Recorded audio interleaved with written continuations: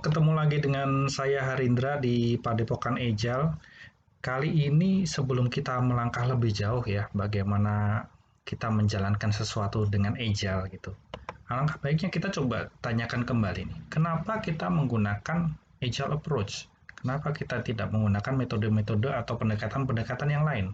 Nah, di sini saya sudah siapkan sebuah visualisasi singkat bagaimana kita sih biasanya melakukan sesuatu gitu. Misalkan kita mau mendeliver sesuatu, kita mau membuat sebuah produk.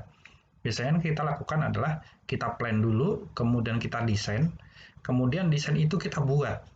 Setelah dibuat kita tes nih, benar-benar bisa berfungsi atau tidak, dan kalau memang berfungsi, kita deploy. Apa yang kita lakukan selama ini? Misalkan kita berasumsi tim kita ideal gitu ya.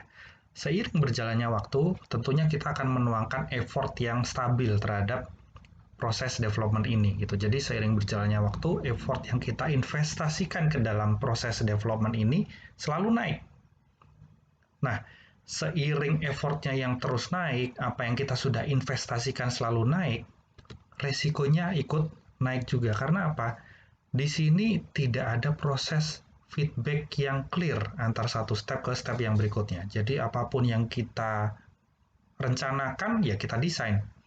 Apapun hasil desainnya, ya kita buat.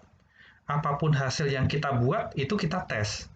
Dan apapun hasil tesnya, kita deploy. Sehingga kita baru di akhir tahu produk kita ini sukses atau tidak, digunakan atau tidak, sehingga risikonya selalu naik seiring dengan effort yang kita tuangkan ke dalam development ini. Nah, meskipun effortnya selalu naik, resikonya selalu naik, kita nggak tahu value-nya sampai di akhir proses. Setelah kita deploy, oh ini ternyata digunakan, oh ini ternyata dipakai, ternyata ini bermanfaat, baru kita tahu value-nya. Atau sebaliknya, ternyata setelah kita deploy, nggak bermanfaat, nggak digunakan, karena sepanjang proses ada sesuatu yang berubah, ada variabel-variabel yang berubah. Nah, kita coba melihat bagaimana pendekatan yang agile. Prosesnya sih tidak berbeda, kita juga melakukan planning, kita melakukan design, build, test, dan kemudian kita deploy. Hanya saja, seiring kita menuangkan effort kita, effortnya sama, kita berasumsikan ini tim yang sama, tim yang performanya sama, produktivitasnya sama, kita di sini mengenalkan ada namanya feedback cycle. Jadi proses ini kita lakukan berulang-ulang dalam iterasi-iterasi yang lebih kecil.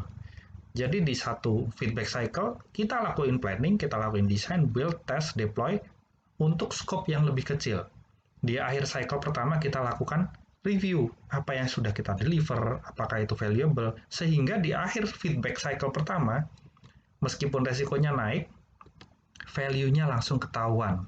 Kita langsung tahu nih, oh ternyata ini beresiko, oh ternyata ini valuable, oh ternyata ini bisa digunakan, ternyata ini bermanfaat. Sehingga resiko-resiko ini kita sudah ketahui, akan menurunkan resiko di cycle berikutnya. Jadi kita resikonya mulai dari nol lagi, sementara value-nya kita langsung sudah bisa dapatkan.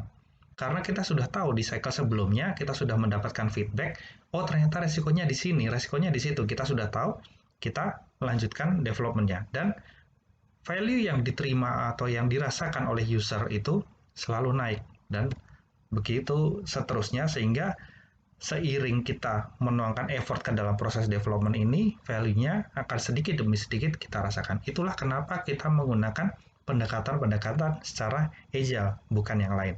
Demikian untuk sesi hari ini. Kalau kamu ada pertanyaan, silakan tulis di kolom komentar di bawah, dan jangan lupa klik like dan subscribe channel Padepokan Agile. Sampai ketemu di sesi berikutnya. Bye!